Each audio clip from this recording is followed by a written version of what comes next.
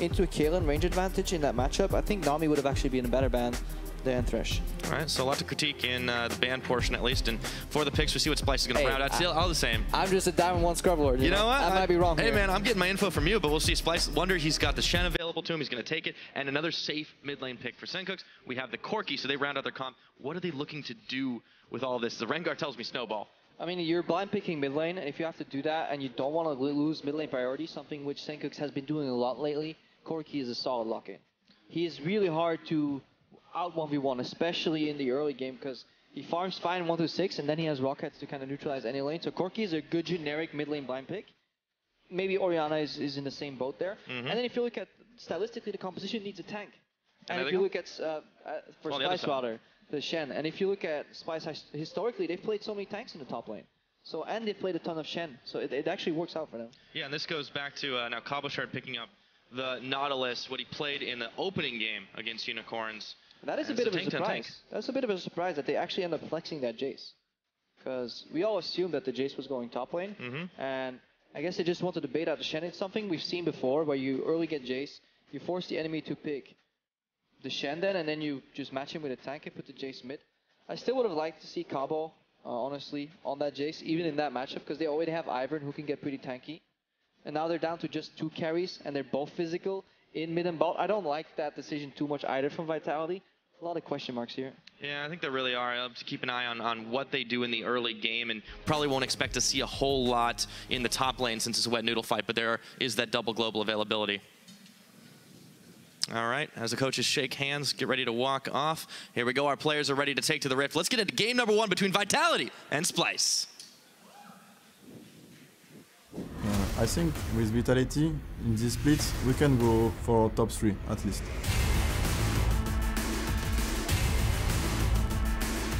We think so we can be a top contender in EU.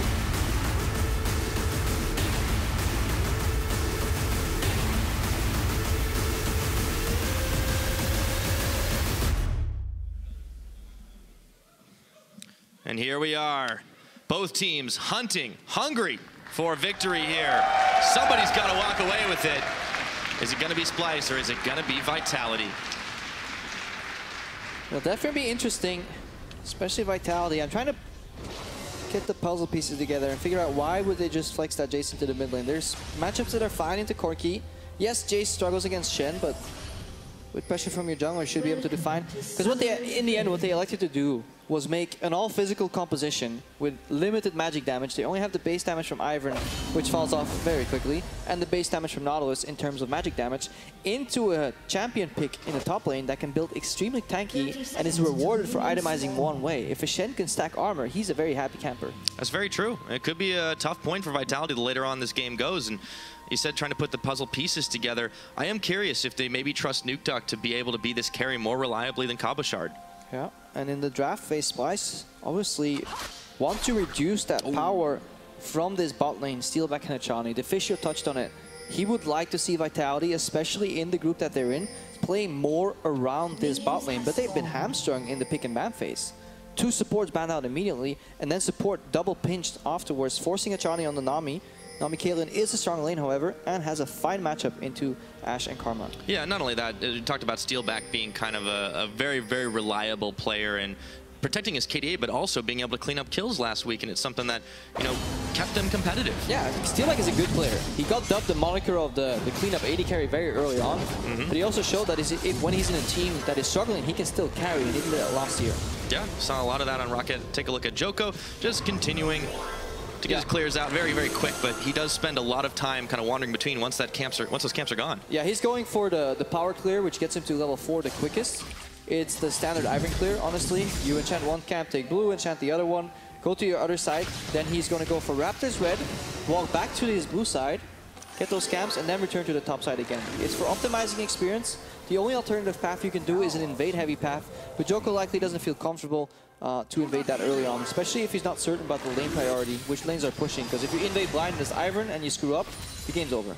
Yep, indeed. Now, Trashy, I want to keep an eye on him because this will be the first time we get to see him on this Rengar. It had been Djoko who played it previously, but was unable to delete anybody on the side of Unicorns, and that was a big part of why they got shut down. So I'm wondering why they let this one through. Yeah, they must have really valued the Jayce flex pick. That could be like the only explanation, really. Quite peculiar overall. In the end, let me take a look at what's going on here for Vitality. Got pushed in early on in the bot lane. Obviously, there's double AoE on the side of Ashe and Karma, so they can always get the lane control. That's real pokey. The problem is that you don't really punish the Caitlyn too much. If you try and threaten the Caitlyn too much, she's gonna get sustained out to poke that Karma does. And if you try to auto-attack trade on top of that, she has really good short-term answers. EQ, EW channel, for example, with the empowered autos from Nami, I think generally you're fine. Yeah, and if you've got a headshot lined up, that's going to sting even worse. Cabochard is going to go throw down some early vision. You can see as Trashy had already backed away, he's going to be moving through there. They'll be spotting him, and back to lane he goes. Pretty smart to do that at 3:30. Basically, you see the leash on top side, which means you're fine for a couple of minutes. Then you play until around 3:30, and instead of warding River, you go for the deep ward, because you know if he comes back to the left side of the jungle, why don't you just ward his camp? And then if he has to gank you, he has to take an inefficient experience-wise path. And as long as you double ward then in River, you will always spot Trashy. You'll either spot him on the Scuttle path, or you'll spot him on the Gromp that he skipped. So it's actually pretty smart from Vitality, working together with their wards instead of doing the selfish thing, which is just ward as closest to the lane as you can. And gives Djoko the opportunity to roam through the jungle and get a few more wards of his own. Throws down some brush over by the Krugs. Of course, it's missing, and he is going in for a gank around the side, but this lane pushed. Good work. This one has to stick. He knows Tribrush is very unlikely to be warded here, but he's coming up at the minions. Root Collar. See it. Mikyx does avoid the bubble, but they were able to react in time. Hachani actually takes a lot of poke on the back half, though.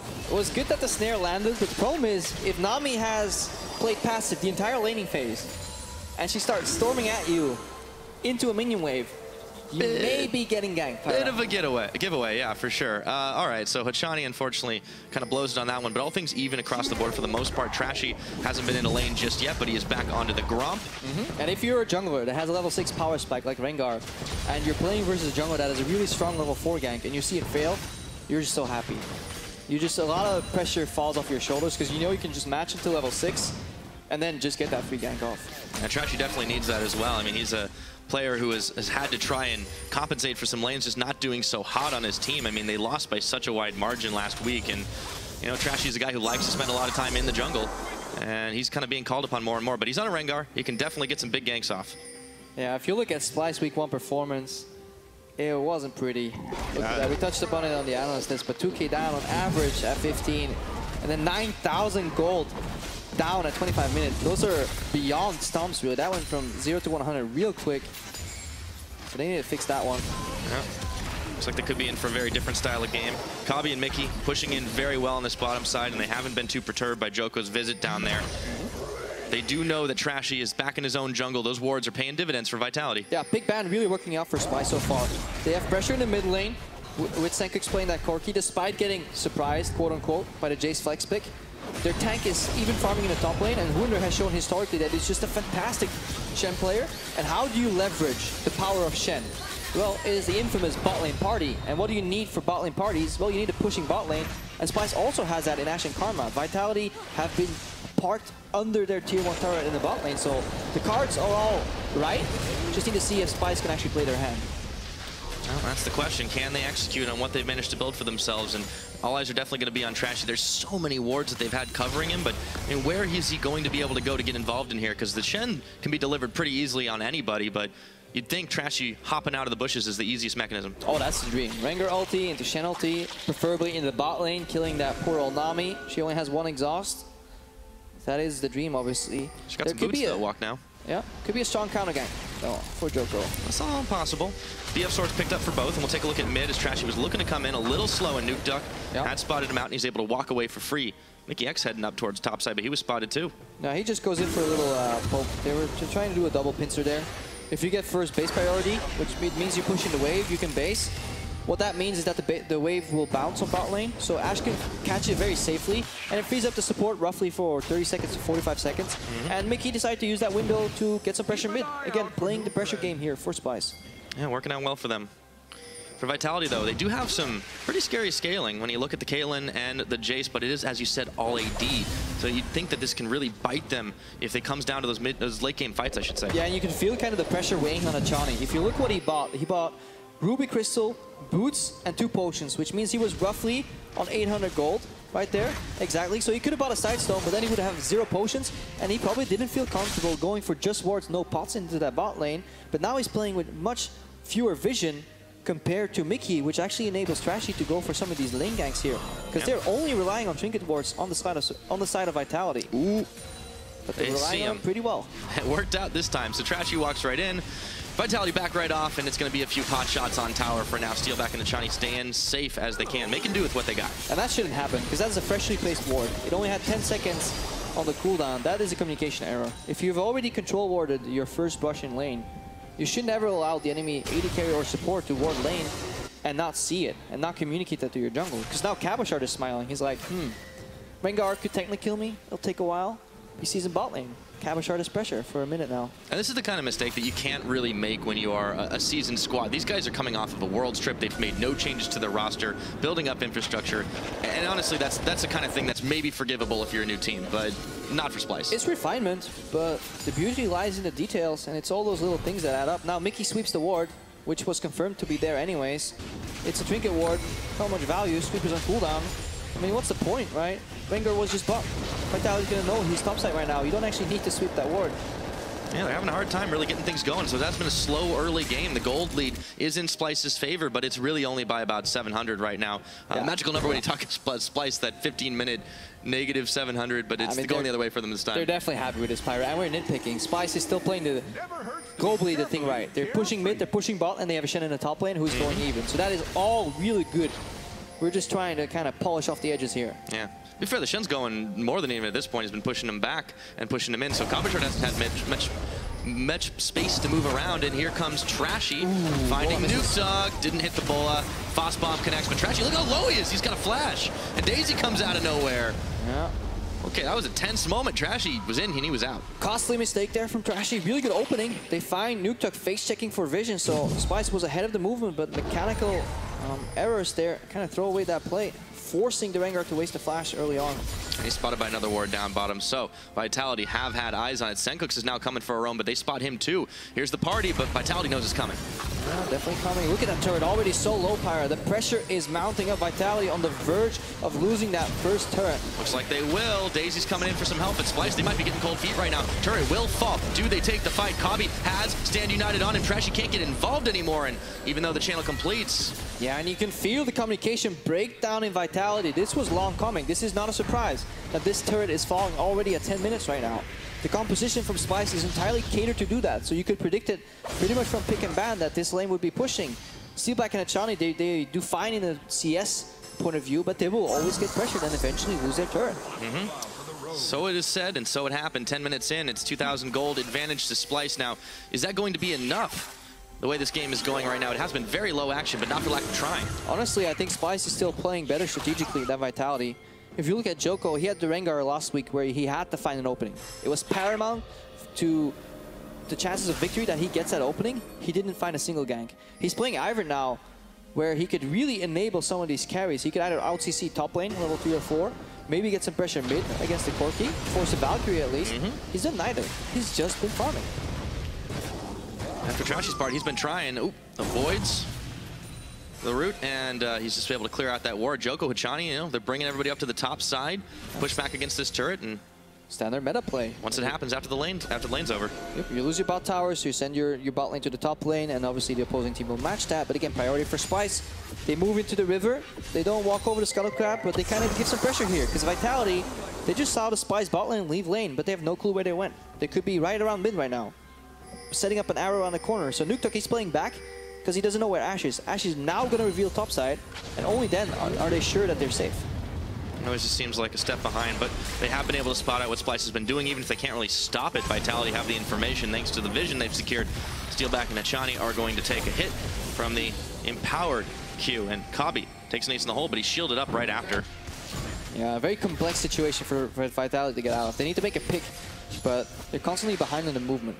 And this was Splyce's strength, especially in the later stages of summer. They really understood the map once it opened up. They didn't really give any openings at all, and it kind of has been the same story this time around. Vitality have kind of been boxed in, and now Trashy is going invisible. There's no tower to fall back to, but Cabochard is just going to immediately burn his flash Wunder's on top of him. He knows it's coming, but Daisy is out from the backside right now. They get 2 stuns off. They pull him back in, however. He comes back in himself, I should say. And now he thinks he can take that fight. They're blocking it up. Cabochard's healthy. Trashy does not live through it. And first blood secured. Gotta love Daisy. If you ever want to counter gank anything, pop that Daisy out, let her whack away. She is strong. This is not fair, man. It's 2-on-1 no matter what you do. So Vitality managed to pick up a kill and even a little bit more of that gold out, cutting the lead down to about 1,000. Meanwhile, up in the top lane, Steelback and Hachani have taken the lane to a different front, continually pushing back and forth with Kobbe and Mikyx. And it begs the question, Splyce, their entire early game was catered around leveraging the push from their bot lane into securing a turret using global pressure, right? And if you play against globals, what do you want to do the most? Attack the global. You don't want to play around any other lane because Shen is going to ulti. So it is so counterintuitive for Splyce to actually gank the tank lane. You already don't want to gank tank lanes because it takes ages to kill and sets up for counter ganks very well. Ooh. But in this scenario, why don't you just go top if you're Trashy? You pressure the dive, you pop the ulti, and you tell Steelback and Hachani, guys, I'm going to jump you. It's going to happen. Please just walk away from the turret, take the top tower, and keep rotating. That was Splyce's forte in last season, and right now they just go for an ill-advised gank in the top lane, and it backfires. Yeah, it cost Trashy his life, as you see on your screen last week, and he was really not having a great set of games. Really a lot lower on the level that we kind of expect a lot of junglers, especially considering how much praise he gets from a lot of Europe in general. Yeah, he was just honestly struggling to make a mark, which he is in this game as well. Last week, he wasn't being helped by Sencux, honestly getting wrecked in the mid lane 1v1. But this game, I think we can be or we can bash him a little bit for his mistakes. I think he went for the wrong gank at the wrong time, and he wasn't playing around Splyce's pressure points. Yep.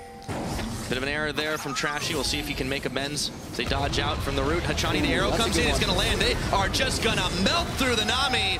And all of a sudden, I want to see, Pyra. You get the package, you move into mid lane, you get the priority, and then you roam top, and you keep playing around this bot lane that pushes in and gets a turret. That's what they need to do. And Splyce, they figure it out. They made one mistake, but they bounce back, and they get the turret. Oh, man, it was a nice 1-2 punch, and they get themselves right back up in the gold game. 3,000 in the lead. We're hitting that 15-minute mark. Splyce revitalized here. They're moving towards mid. And look at Nukeduck. He's essentially just hugging his turret. He got roamed down, but because it happened so fast, and Splyce actually pushed out mid first, and then went for the move. Look at the minimap.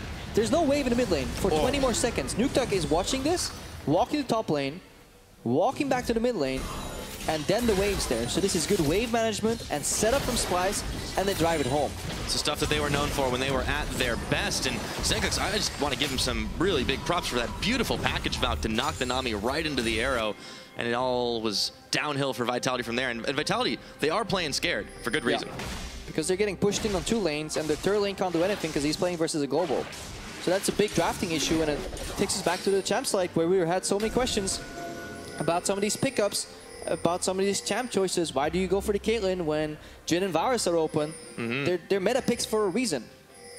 Yeah, Vitality definitely playing it a little bit strange right now, and it's kind of biting them. Question is, what are they going to do from here? Looks like they might be holding out for that late game, but if things keep on going this way, Trashy goes invisible. I think they might be dying knows here. What's up? I think so. Oh, he's caught in the bullet. In comes Sencux. They're burning through his health bar. There's a teleport, but Shen's also coming. The wave comes in. All of a sudden, Vitality, they're going to counter collapse here, but will Nukeduck live through it? The Ashe arrow is going to land. Trashy's gone down, and Cabochard picks up that kill, and all of a sudden, it is a hectic fight up top with Hachani caught in river. He won't live for long. Down he goes to Wunder. Down he goes. Everybody splits up. Hachani finds himself alone on Nami, which means he obviously dies here. Good reaction from Vitality. Their strength lies in their numbers. Obviously, the way to beat a global is to just render it useless. Don't allow it to kind of outmaneuver you on the map and just go for sheer fighting power. Nautilus and Ivern, especially at this point in the game, bring so much crowd control effects to the fights, especially if Trashy's ulti is down. He is essentially a glorified damage bot, and he's not snowballing either. Let's look at this again. So there's the preemptive redemption from Djoko. Good. He factors in the flash. Nukeduck stalls, has exhaust too if he needs to. There's a really beautiful wave here from Hachani, and what we can criticize is the usage of the Shen ulti. It's a little late. Splyce thought this was a free kill. They didn't communicate that they may need help. Wunder arrives to kind of fix the problem, but Vitality have already set the counterplay in motion. When Vitality do it well, it ends up being a 1-for-1 trade, and in all honesty, Hachani definitely not taking the greatest path, going back to the bad tendencies that kind of earned him a bit of a memey name. Yeah, but I think we can excuse him for this one. It's really hard to play this map as a Nami. That's one of the kind of the faults of this pick. I mean, maybe why they pinched him though. I mean, in all honesty. Oh yeah, I mean definitely nobody wants to play Nami as like their preferred choice, especially if you're not going to end up pushing. She's super strong in sustain matchups like Soraka or sometimes even Sona, because you can still generate the push. The problem with Karma is that she just Qs the wave, and then unless your AD carry has much more AoE, which it also doesn't have. Steelback has some form of AoE and Q, but Ashe can spam more. You just get pushed in all the time. Which we saw exactly a moment ago. So, taking stock 2-2 in those kills, so it has been a couple of trades back and forth. But Splyce, they're still on the lead. They're still pushing in, and Vitality just have not been able to come up with an answer short of counter-collapsing when it's gone wrong. Yeah, this is also the era of this composition for Vitality. In the mid to late game, it's a 1-3-1 with Jayce on a side lane, which exposes him to Rengar all the time. And because he can be safe versus Rengar, but he can only be safe when he's relatively close to his turret, which means this Corki, who can easily dodge ganks on his own with Valkyrie, can always pressure the Jayce, who has a hard time playing on his side lane, because Vitality have to match AD carry support for AD carry support in the mid lane versus Splyce here. So they find themselves in a bind. They get pushed in mid and top consistently, and bottom lane, it doesn't matter that Nautilus is pushing, because Shen has ulti, and he can always make it a 5v4 on the top side of the map.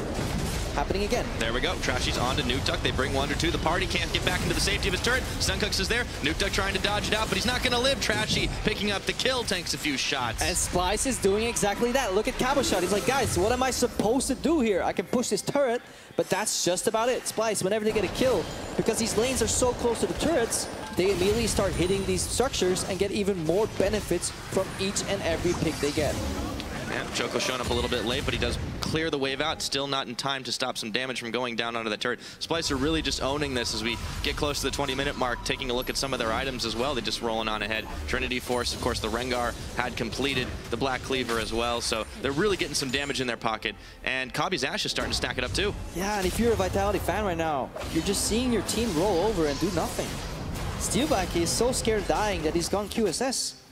He has BF Sword, Quicksilver Sash to fight this Ashe Arrow. Yeah, that's going to delay him so significantly. So I mean, even Vitality Yamato is squinting at that build. He's like, no, it's not a very good build. But well, in this case, you're right.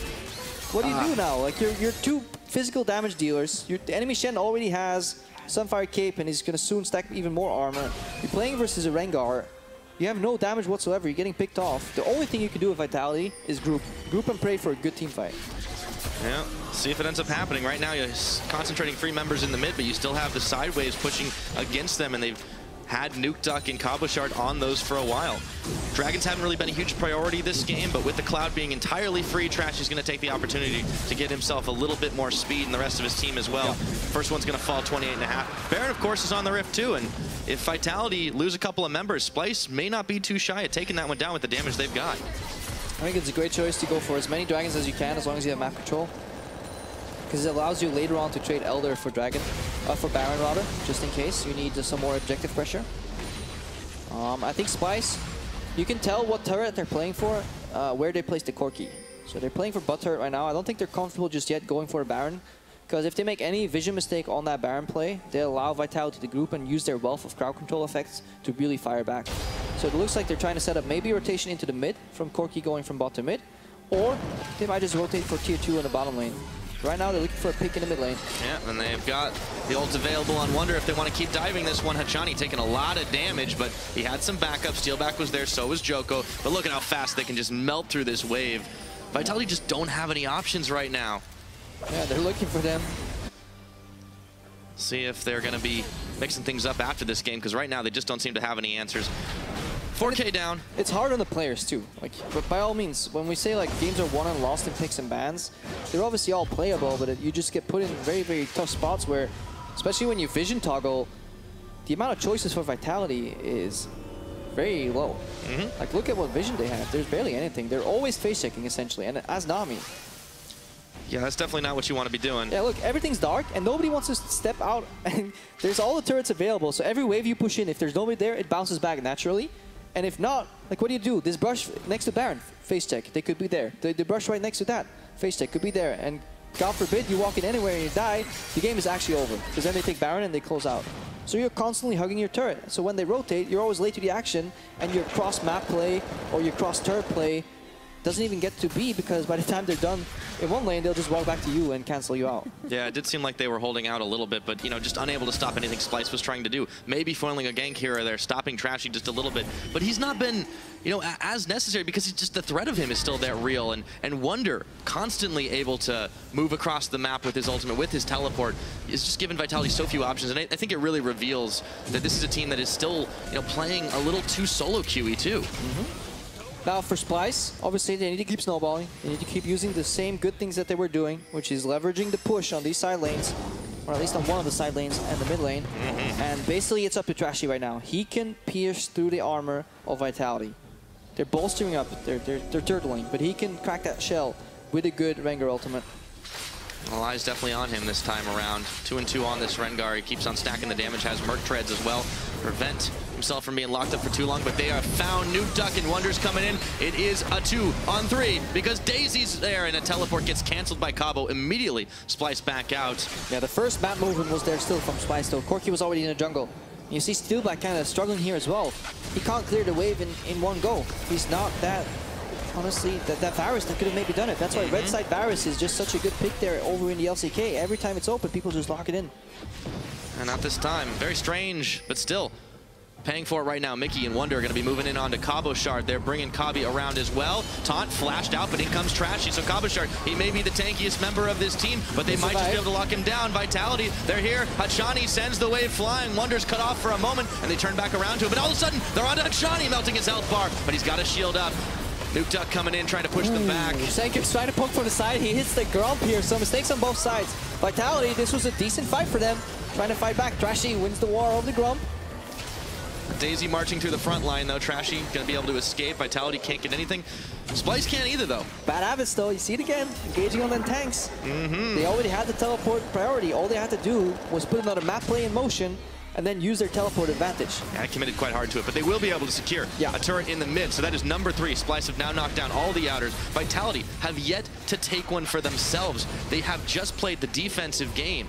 And if Yamato could talk to the Splyce boys right now, he would tell them, guys, in an obviously much deeper voice, put the Shen on the bot lane, use that pressure, force Cabochard to match you, and then use the push that you naturally generate with your composition in the top and the mid lane to get deep vision in the red side jungle. Put some control wards, put some vision, make Vitality scared to face check, and then pull the trigger. Shen ulti goes in, Cabochard has no teleport, or he's late on the trigger, and that is this deciding move for this game. If you're not sure or uncertain about setting it up, you can go for a consolation prize in the Cloud Drake, because that essentially makes your map moves even faster. But Splyce is already powerful enough to make that move. They're 5,000 gold ahead right now. They could easily do it. We're going to take a look at how the damage has been dealt this game. Nukeduck, they've been relying on him quite a lot, and that is what can happen with that Jayce. The Black Cleaver build definitely gets rolling a little bit earlier, but the problem is Nukeduck, as you said, was hugging his tower, and if he keeps doing it, well, he's got, you know, another one to have to fall back to. He's not going to be anywhere on the map. Yeah, what's the point in dealing 9,000 damage if the enemy team could just base, heal it up, and it doesn't cost them anything? Vitality hasn't gotten a single turret. That means you're either playing really bad or you drafted really bad. I think it definitely is a mix of both right about now. So Trashy heading up towards topside. Djoko is going to scout out if the Baron is being taken. It is not, so they move up towards the top and clear this vision out. I mean, it's clockwork for Splyce right now. I'm loving it. You push in the mid lane, safe. Look at where Kobbe is playing. He's far enough that he doesn't get picked off, but close enough that he reveals at least Nami and Caitlyn. That's 2 dots off the map. Cabochard reveals in the bot lane. Okay, done. There's 2 more people missing. So what do we need in the top lane? Just 2 people. The Rengar and a Corki. Corki has package, which is safe. He pushes up, reveals a Jayce. Okay, we've accounted for 4 people. Just gotta find the Ivern. Once that's done, Splyce have all the information, and they just need to move the pieces on the chessboard, choke out the vision. So Sencux and Trashy have backed off for now. They're going to let Nukeduck push this one back out, but they're heading towards the mid, continually poking and prodding to try and find themselves a way to push deeper and deeper into Vitality territory, who are running out of space to throw down these wards. So as you said, they've been blind a good chunk of the game, and you know, when they're backed up against an edge, they can't get anything else. Yeah, and Djoko right now, he sits on a sweeper himself. There's 2 sweepers from Vitality to keep the vision outside of their jungle, but the problem is they have very few wards. They need to essentially escort Hachani into the Baron pit. There's these brush spawns that give vision briefly, but I don't think it keeps giving them vision otherwise, and they're trying to find ways to get some vision, but look how dark it is. Any corner they take too fast, it's a face check. And they're playing a support that can just get evaporated instantly. I mean, if this game goes a really, really long time, I mean, you've got Caitlyn will scale up. The Jayce should still do some damage, but I mean, is that even really going to be enough? No, Pyra, because it's just like we talked about in Champ Select. They're only running physical damage dealers. Ultra late game, the Shen is going to have a field trip. It'll just go Randowins, Thormail, and he'll just stand there. Yeah. So it's like, thank you guys very much for essentially killing yourselves by hitting me. And in the meantime, you know, I mean, it's still pretty hard to deal with the damage that the rest of Splyce is bringing out. The Corki now has the Hextech Gunblade completed, and you know, it's all that gold difference because Splyce are just making the proactive plays, pushing them back and not giving them what they need to get gold. And that's Splyce investing in the mid game. Sencux here going for the 2-item spike, which is Triforce Gunblade. There's obviously that iteration where you go Triforce into Infinity Edge and then the Rapid Fire Cannon, which is the best 3-item core build the Corki can have. But Splyce, they know they're comfortable in the mid game. They don't need more. They're using the spike really hard right now and just get even more benefits from that. Yep. So what is the danger here, if anything, for Splyce? What is stopping them from just going hard in the mid with all 5 members? Yeah, that's a good question. Honestly, a bad Baron. Taking some damage, allowing Djoko to get close and steal it. And again, Vitality, they could technically win fights if they group the entire game. While grouping, while the enemy's already low from Baron, and then getting a surprise Baron buff for your team is the only way Splyce will lose. And that's the only way Vitality will win. So it's all centered around this Baron, and that's why there's so much tension here. That's why Djoko is so desperately trying to get these pink wards up, even though he's sweeping when he only has control wards. Bit of a waste. Yeah. They just want to avoid any wards behind them. They don't want Wunder to teleport into their jungle. They are happy as long as they can see something of the Baron, and they're saving their blue trinkets for when Splyce inevitably start that Baron. Yeah, they've definitely been making sure that at least where they control on the map, they also have that vision. I mean, the game plan for them really has been Resident Sweeper. Yeah.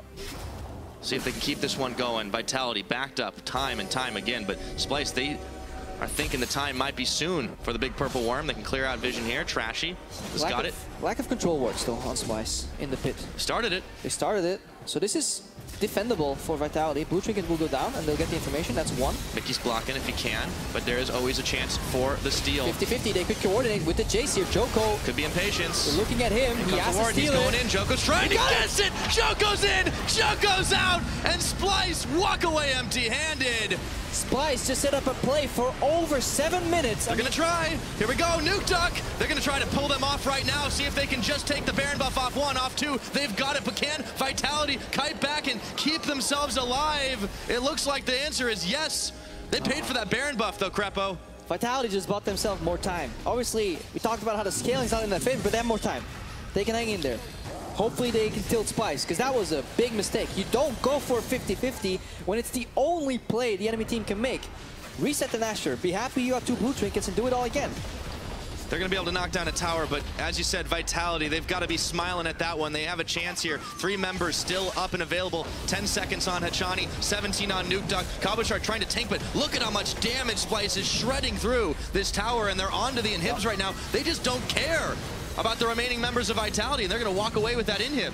If you're going to play devil's advocate, you can always say that Splyce, maybe they said, you know what, even if we lose it, we're going to get the turret. If we can make some picks. But I think it was Vitality opting into that fight afterwards. They could have disengaged, it seems. Let's see. Djoko's going to steal. Let's find out if Vitality can get away. Can they sacrifice Hachani and just reset the fight? So Cabochard is stuck. They probably have to yield him. Trashy's jumping again. Nukeduck. I mean, just path upwards, man. Path into your team. Flash that Rengar. I think that's it. I think Vitality were just too tunneled on the fight. We're obviously speaking in very major hypotheticals here. But I think if you're Vitality, you're happy. You save those 5 Baron buffs, and you don't give Splyce a free inhib off 2 picks. Yeah, I mean, for Vitality, this is like one of the few situations where you lose an inhib and you're like, you know what? I think we got something okay at least. Splyce, they're not going to be able to push as easily, but look at how the vision has changed. It was all Splyce up into the front line of Vitality, but now it's been mixed around a lot more. Yeah, but does it really matter, Pyra? Now that that 1 inhib is opened up, it's really easy for Splyce to start playing the map now. They can start rotating much easier because they can actually just guide in these super creeps and lock up 1 or 2 guys to defend versus them. For the first 3 minutes, it's fine because of the Baron buffs, but inhibs lost, I think, 5 minutes in total. So there's going to be a 2-minute span where it's very easy for Splyce to play the map and just set it all up again. It's very true. They definitely got a little hasty, but it seemed like they were able to capitalize on the fact that they had a good position on Vitality even after losing that Baron. So, you know, it seemed like cool heads did prevail after the mistakes. Yeah. Well, Splyce definitely really capitalized well on making those 2 picks, and they had to. Because if they get 5 buffs of Vitality for free, they essentially throw the game. Right now, they're still in control. They can easily do the same thing again. Learn from their mistakes. Make the setup. And that is kind of Splyce in a nutshell. I mean, even when they were very green in the European LCS, it's a team that just was noted for never tilting, never being bothered, even when they had a really bad game, like what we saw last week. They have really good team camaraderie, and I think that's very important. But it is because they were so good in summer that I'm so hypercritical of them, because the Splyce in summer would have not made that map play. That's my problem with it. They would have simply backed off, not given Vitality this 50-50. But yes, as a team historically, yes, you could talk to any of the Splyce members after the game and they would never point fingers. They said, you know what, we failed. Today I failed. Tomorrow my jungler will fail. Tomorrow my top laner will fail. It doesn't matter. In the end, the goal is to be a good team. And it's also shown in the way their ownership works. If you talk to the co-owner, Marty, he consistently talks about how building a roster that stays the same, but where you invest a lot of time into, is his philosophy to not only win 1 championship, but win many championships. That's what Splyce want to do. That's what they're banking on for sure. Still some mistakes being made by this team. Is it just the rust being shaken off? It is only week number 2 here in Europe. Maybe they need to pick up the pace, but they are on track to win this game, and it has been a slow affair, but that is much like we kind of come to expect from Splyce. They wanted to play that map, wanted to take it nice and easy. But in terms of progression, if you look at how poor week 1 was, and we see what they overall brought to the table, week 2 has been a success so far. It was 80% good things in terms of draft and gameplay, and 20% mistakes. The only thing that really comes to mind is execution error on a few Rengar plays, and targeting Cabochard in the bot lane for the plays. And then, of course, that Baron. Yeah. Everything else, in terms of pressure, moving across the map, was honestly splendid.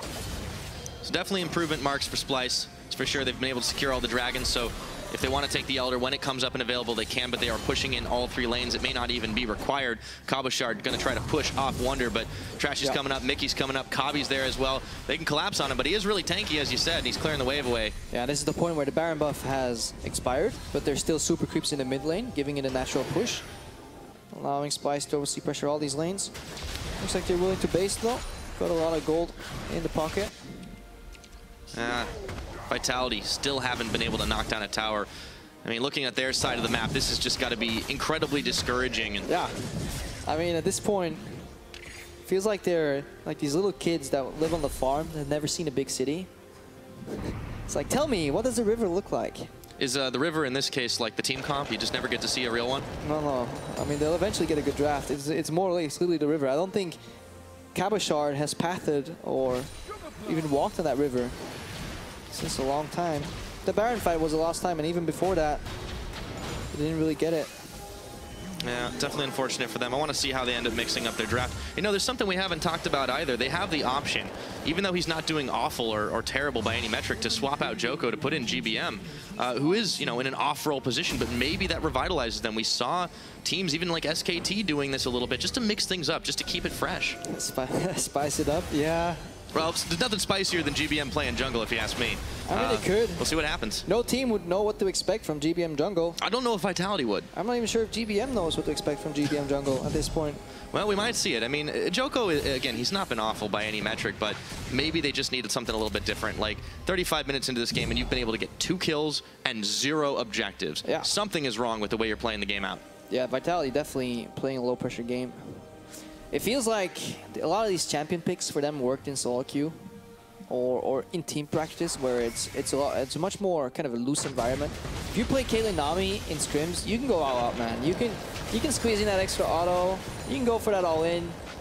If you're a support in scrims, you have faith you're gonna land that bubble. And if you don't, you land the next time. When you're on stage, you don't want to be that Nami that misses your bubble. You don't want to get out traded. You're just gonna go for even CS and pray. And if every lane goes from playing a bit more aggressive to a bit more passive, suddenly you as a team start losing the map. And if you're a jungle that is used to maybe scrimming in this environment, you're just like, the hell's going on? My team wins every lane in scrims, and I can't invade anywhere right now. You can't always rely on scrims for things to happen now. Vitality, not only are they playing so safe, but obviously we talked about delayed builds a little bit, the QSSs to keep everybody from dying, but you can't see it, so it doesn't matter. If you just get instantly bopped. They could be doing Baron right now, and they are. They are. Now it's against, and this Baron is absolutely free. Even if they know, there's nothing Vitality can do about it, so this is a much better setup from Splyce in the end. And it all came in the end off the back of that inhibitor pressure. It was just, yeah. I guess I'm just a little whiny, and I don't want to see that Baron go over to Vitality. That's okay, man. You can give them the A-. So far, Splyce are playing this one out just so much better compared to what we saw. There's a very different quality of opponent, though. I mean, Vitality, they have got to mix things up. I want to see what the coach says to them after this game. I mean, Arian's got his work cut out for him. Definitely so. So right now, Splyce, they're finishing up that tier 2 tower in the top lane. They're going to wait for Wunder to pressure bot lane. Look at Kobbe and Mikyx immediately moving mid as well. They want to play the game on 3 lanes, maximize that Baron buff spread. The only thing they can do is get picked off once they're setting up. They're going to take the free inhib. 4-1, I think, is the best way to do it. Ignore top lane for now. Just 4-man walk in, wait for Wunder to come alongside you, and then 4-1 split push. It's a little greedy walking in already. Got a bit of poke out, a lot of Caitlyn traps, but still, they don't think they need to respect it entirely as long as they were walking out of the range of Steelback, who's been keeping himself in a very safe position with Wunder now on the bottom side and Trashy going up to the top. They've got 3 lanes pushing their way. Insta clearing top lane. Trashy gonna get put some pressure. They want to just split them up. Divide and conquer is what you want to do right now. Now you go 4 top side, 1 in the bottom side, and once these super creeps pile in, you can buff them too. And now we've seen this game plan from Splyce in the past. They're gonna opt right into it once more time. So no inhib in the middle, looking to knock down the one in the top. Daisy's taken out, first casualty of this push now as Wunder is inside the base and Cabochard is trying to cut off the legs of the minion wave, but it doesn't matter. Essentially pushing mid and bot at the same time. He's proxying the bot wave so he can maybe buff some creeps here in the mid wave, make it just so annoying. Force people backwards for Vitality. Now the Rengar ulti comes out, it's pressure. There's no intention of killing, just step away from the turret is what Splyce is asking Vitality. Once this turret falls, inhib should be free. Just making the moves to show their muscles off. Splyce says, we don't have to kill you, but we will be able to take this game. Moving into the base, and there is little to nothing Vitality are able to do. The damage they have, it just isn't enough. Sencux, there's an ace in the hole on him, and he gets rooted up, but now Vitality, they're gonna hope to get a kill off, but the shield was there. He's gonna have to flash that one out. So a little overstepping his bounds to Sencux, and he gets away. Not paying attention just enough. And again, the main initiator on Vitality, this main guy, is this Nautilus pick. Counter pick into the Shen, by the way, into the draft from Vitality. He's not been with the team either. He can't beat, because he can't beat Pyra, and that's the problem right now. For Vitality, a lot of it is hinged on Cabochard pressing R and knocking somebody up. And then, of course, Jayce poke, Caitlyn trap, it all sounds beautiful. Nami wave, bubble, all together. What a wombo combo. Splyce is just never allowing it to happen. Yeah, the closest we saw was Sencux getting caught up right there. That was without the Nautilus, but as it stands, Splyce are going to be able to give themselves a little more power. Still ticking on the Baron buff. Going to knock down the Elder Drake to empower the Dragon bonuses already. A little bit more speed, the burn, and a little bit more to be able to knock down towers. Right back to the lanes. Back it up 4-1 again, but this time 4 on the bottom lane, because that final turret's still available, and it's obviously much easier for Sencux and Kobbe to whack away. And Wunder could technically ignore Cabochard and start hitting the inhibitor, because it's the epitome of a wet noodle fight. Late in the game too. So tanky, so hard to kill that Shen. Now they push in the minions. There's not too many, but they've got the damage even through the Caitlyn trap line. They're going to be able to finish it off. Wunder is unopposed up top. Vitality, I want to say they're falling apart, but they were never together this game. Another inhibitor falls. We are 40 minutes in, and they are just losing every single thing. Kobbe's going to fall. Vitality, though, can they have a snowball's chance in hell? I don't think so. Cabochard tanking the entire line, but he's gone down. The GA's ticking. It doesn't matter for Splyce. They're cutting through these turrets like cheese, and it is just all over. Nexus down. Splyce with a convincing victory. Locked up. Super clean in the end from Splyce. One major hiccup was that Baron Nashor, but there was absolutely no fight.